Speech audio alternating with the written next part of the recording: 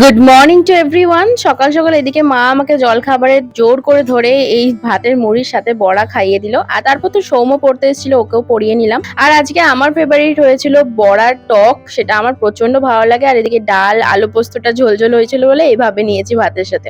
আর বাপ্পি দেখি আজকে প্রচুর বাজার করে নিয়ে এসেছে, মানে সপ্তাহে ওই 2 থেকে 3 বারই আমাদের বাড়িতে বাজার হয় এইভাবেই।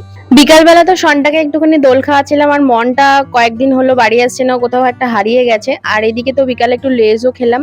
বিকালবেলা ছাদে চলে গিয়েছিলাম, কটা রিলস বানালাম ইনস্টাগ্রামের জন্য। আর আজকে আমার একটা বান্ধবীর আসার কথা আছে, তো ওকে আনতে যাওয়ার পথে দেখুন আমাদের আরতিটা হচ্ছিল সামনের দালানে, ওটাই দেখলাম।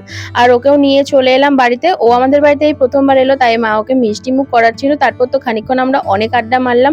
তারপর বাইরের দিকে একটু বেরোলাম, ভাবলাম কোথায় যাওয়া যাবে। তারপর অনেকদিন পর দেখলাম চার্লি কফি হাউস, যাওয়া হয়নি, তো সেখানেই যাই। সেখানে গিয়ে আমরা কতটা মজা করছি দেখাবো পরের মিনি ব্লগে। টাটা।